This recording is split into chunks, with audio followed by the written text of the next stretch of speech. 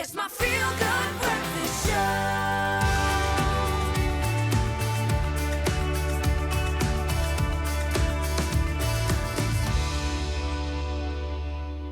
Well, all of our guests have their own little theme song, and when you hear that one, you know it's time to talk relationships with Asha Dulab. She's here to join us because dating in the modern era was already quite tricky, and then you add the whole pandemic and things are just even trickier. Well, after a degree of, social isolation, things are slowly opening up and more people are getting vaccinated, but people may not be feeling confident enough to enter the world of dating post-lockdown. Now it's Monday, and that means we are talking relationships. Asha Dulab's here to help us, and we are asking the question, how has lockdown changed the way we look for love? Well, a clinical psychologist is here to unpack this topic with us. Asha, it's so great to have you here, and this is a very important topic because a lot of people are like, I already struggled pre-lockdown to put myself out there, go on dates, add lockdown, and now we're in a different boat completely. So how are people supposed to navigate this time in their lives right now? Well, Zoe, good morning. I think it's twofold. I think we have some people that are feeling a bit despondent, a bit exhausted, a bit skeptical about going back into dating. I mean, their social skills are a bit... their muscles need to be flexed again. But on the other hand, I think people are also, they've had the time to be reflective, and now they are more intentional in what they want, sort of wanting to connect more deeply, moving away from, maybe just the fleeting hookup to more something committed and more deep. So, yeah, navigating this is just about really re-looking at what has happened in the last 2 years? How is that isolation, that loneliness crept in, and how have we actually got to know ourselves, and moving forward from there?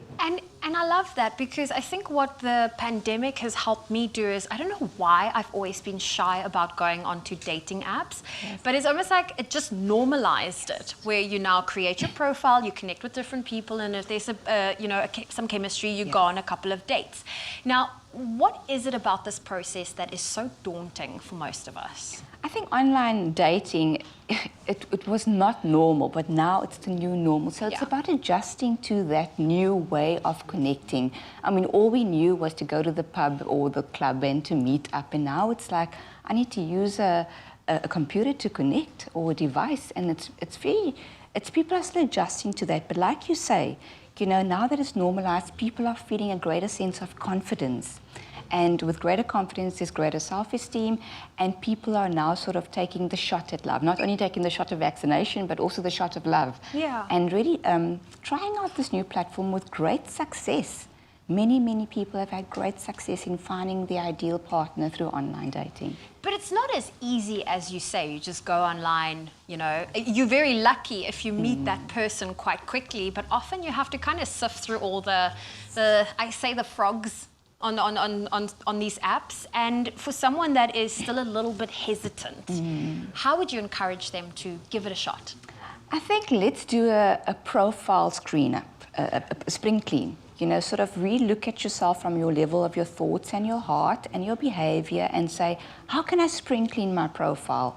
Even if it's not an online profile, but just looking at oneself. And then I think what's important is to get a cheerleader in your dating game. Have someone that really cheers you on, because that's encouragement and motivation that despondent person may need. Of course, I think self-care is so important. When we feel good about ourselves, we naturally will feel more confident to put ourselves out there. And of course, get to know yourself. When you know yourself, you get that clarity that gives you that confidence to put yourself out there. But really start by just doing that profile spring clean. It's a fresh new summer. Get into summer with this whole new outlook of, giving it a shot. Yeah. Being more positive, having a positive outlook. Well, a positive outlook is definitely something we want you to have, so don't go anywhere, because we're asking the question, how has lockdown and this pandemic changed your outlook on how you look for love? Asha Dulab's not going anywhere, and if you have a comment or a question, you can always head on over to our social media. It's my feel-good breakfast show.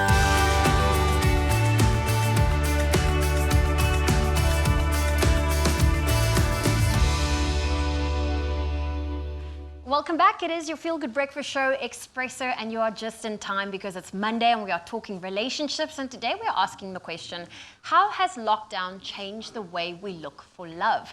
Now, we are back with clinical psychologist Asha Dulab to unpack this topic. So do weigh in with your questions and your comments on our Facebook page. But Asha, you know what? A lot of us, we are rusty. We have not put ourselves out there. We've used the pandemic as an excuse. We've been at home. What can we do to kind of break the ice? What is the best way to get rid of that rustiness or that anxiety we're feeling? I think to get rid of it is not to avoid it, number one. So really put yourself out there and start socializing. Just start socializing in any way that you can. Just communicate with the people that you really want to resonate with. I think people know clearly now more than ever who they want to connect with. But I think that if you look at social skills, it's inherent within us. But what the pandemic has actually taught us is that we've taken an evolutionary leap in social skills, which means that we need to just be kind, just put a smile on our face. It's the simple things. Be compassionate, be understanding of where people are at. I think the pandemic has brought a sense of oneness for all of us. We all had to go through the pandemic together. And where there's that sense of oneness, there's this new look of just being kind and compassionate with each other, which I see as the new social skills norm where we are at now. And that's something that we need to carry on. It mustn't stop just because lockdown is perhaps easing up or the levels are busy going down. Now, Asha, there's something about, going on a first date that's quite nerve-wracking, and something that happened during the heavy lockdown for people that were on online dates. They did video calls. So what are the benefits of doing a video date instead of an in-person first date? Yeah, I think the new trend is to go slow, the slow dating. And video calling actually allows that, to really not rush into things too quickly that maybe, prior to the pandemic, we used to maybe just delve into relationships far too quickly or impulsively. Video calling actually just gives you that time to really just slow it down, get to know the person, get to know yourself. Of course, it is also safe. It's you don't need to drop a friend a message of your location of where you're going to be. Yeah. If you are not enjoying the conversation, your Wi-Fi can just sort of cut out.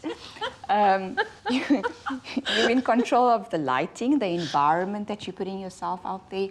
And so I think that there's lots of perks. You can even set up more than one date in a night. It saves time. You can become a serial dater via video call. Definitely. But I think it's really about taking things slow and getting to know the person. And there's so much benefits just to have that call or that video call first before that actual date. It takes away that anxiety, that social anxiety that so many of us are experiencing these days.